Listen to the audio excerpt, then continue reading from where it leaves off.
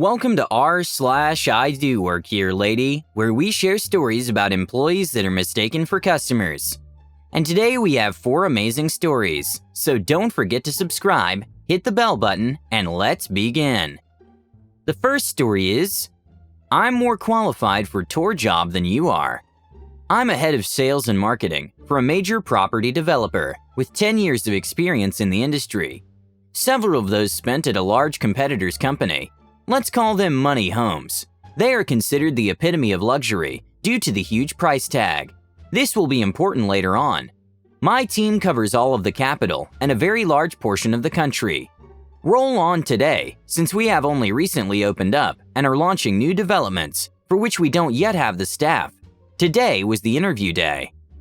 Normally for those kinds of positions, the person would be interviewed by the sales manager for that particular development, sales coordinator, and sometimes one of the sales directors.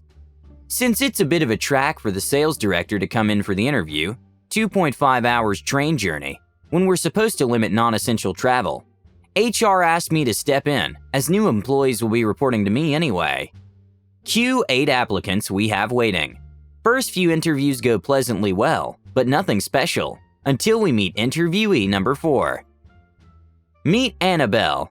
Before she comes into the room, she's sitting in the waiting area with other applicants, and not only I can hear her go on about how she pretty much has the job in the bag, as she's overly qualified and the other guys are wasting their time. First mistake. Then I can see her shuffling through papers at the admin desk, which was left unattended. Second mistake. She still doesn't realize that our office is behind a Venetian mirror. I can see her, but she cannot see me. She hears the admin come back in and scurries away back to the seat. It's now her turn for the interview. She comes in, hands me a copy of her CV, and sits down opposite myself and the other 2 members of my team. I look at her CV with a slight half smile, which I think she took as a good sign, so she goes off talking about her major accomplishments at different employers. She tells us that she's actually more interested in being hired for another position at our company, which she can assure me she's more qualified for than our current employee.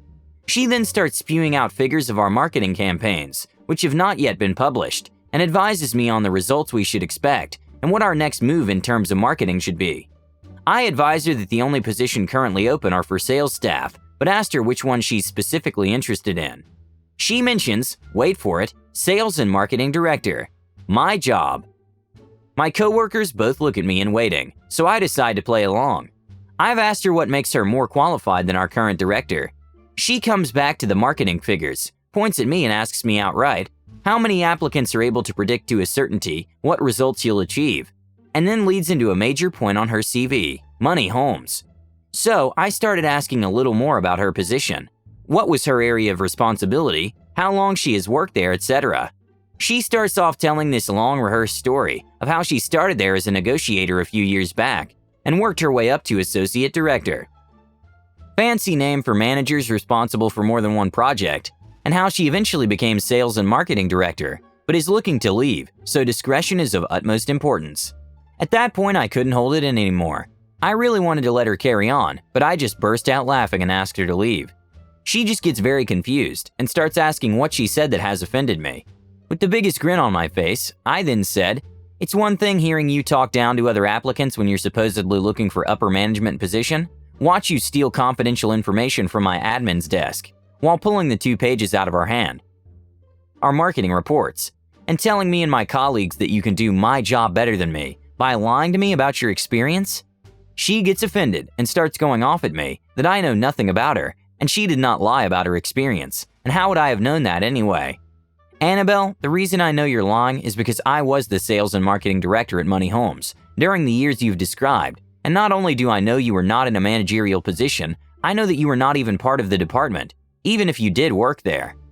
As the department was made of 42 employees, all of which I knew by name, I recommend that if you do indeed work there, you contact your director, as I will be filing a grievance against you for stealing confidential documents from their main competitor. Her face went pale as a sheet of cheap toilet paper. She turns on her heel, rips her CV out of my colleague's hands and runs out the door. Like, does she really think we didn't keep her details on email when she sent the doc through? Can't wait to see if I'll be hearing from her or Money Homes anytime soon. Had to take out a couple of details in terms of employment, as one of my colleagues has seen the post and asked me about it. Actual story not changed. Also, Annabelle isn't her real name. The second story is Crippin your education. I do hope I'm posting this in the correct area.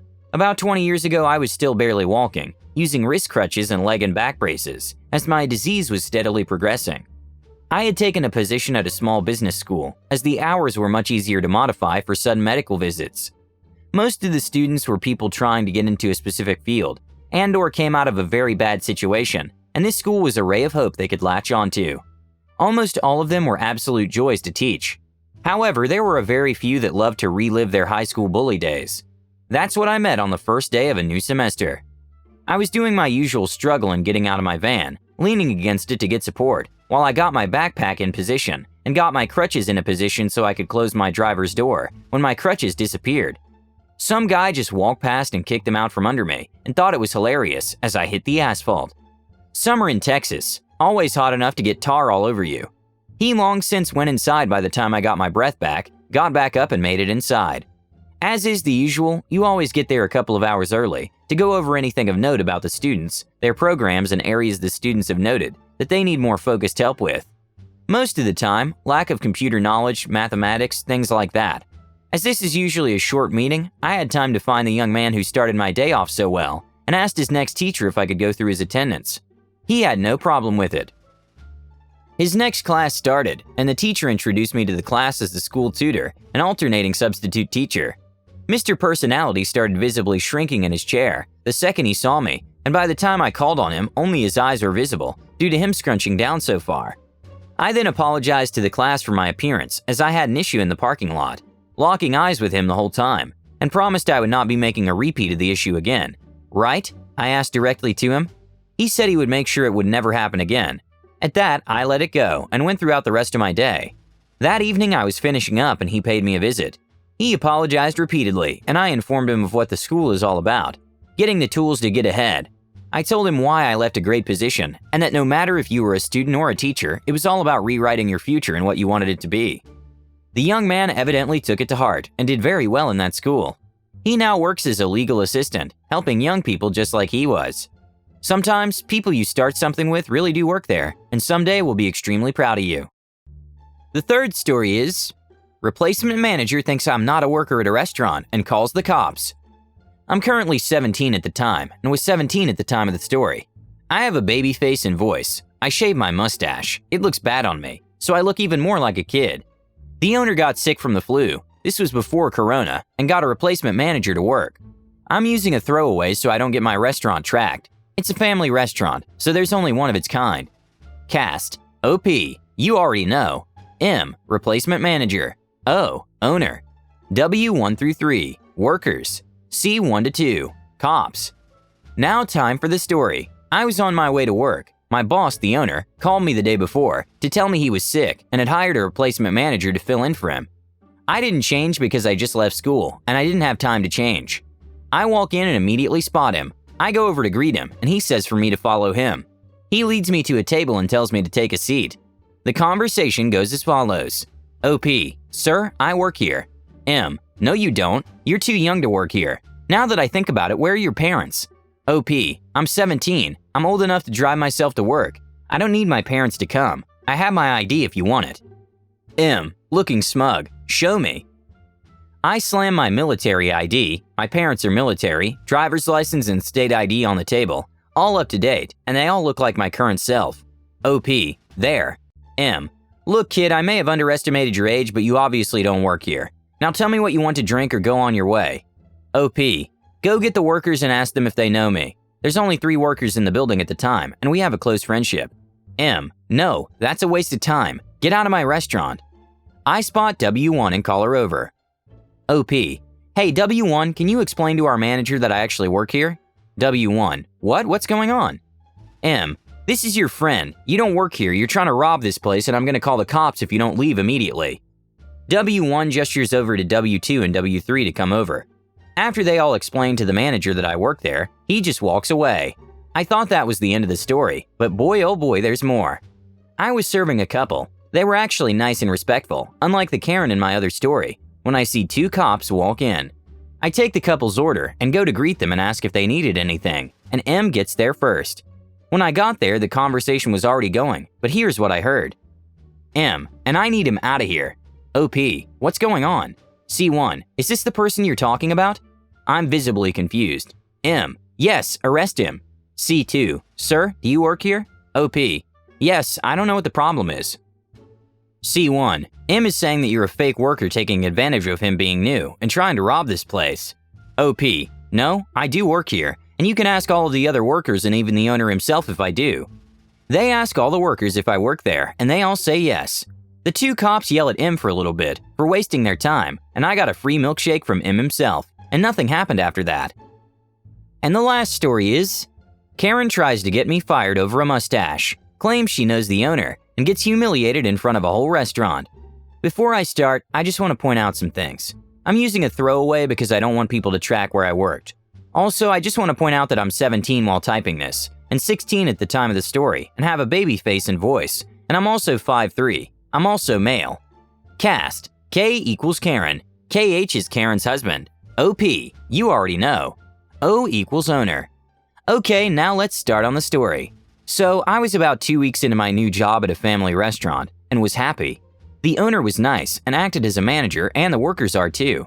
I just got finished serving a table when Karen and her husband enter. I greet them and seat them down.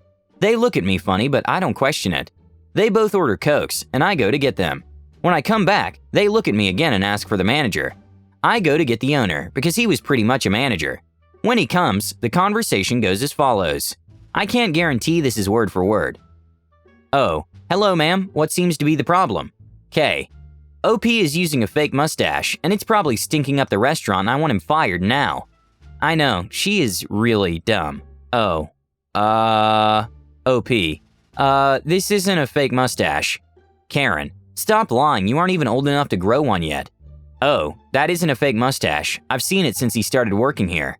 K, stop lying, you're trying to sabotage the restaurant and I will not have it. I'm rating this place 0 stars. OP, it isn't fake. I can prove. KH cuts me off. KH, this is unacceptable. I demand our drinks are free, and we get a free meal and one to go. All free. Oh, sir, I cannot do that. I can give you the drinks for free and let you go, but I can't give you free food. K, stop your BS. I know the owner and I will get you two fired. O smirks at me. But ma'am, I am the owner. OP, go get them the check. Once you're done paying, get the F out of my restaurant. K and KH are pale like they saw a ghost. Once they paid, they hurried out of there and never came again. That was my story. I'll try to answer all questions in the comments within 3 days of this post being up, before I forget about this account forever. I just wanted to say, Karen did put in that 1-star review, haha. She claimed that the service was bad, it was packed, she had a 3-hour wait, the workers were rude, the drinks were watered down, and the food was cold and had hair in it. Thank you for watching. Don't forget to subscribe if you liked it.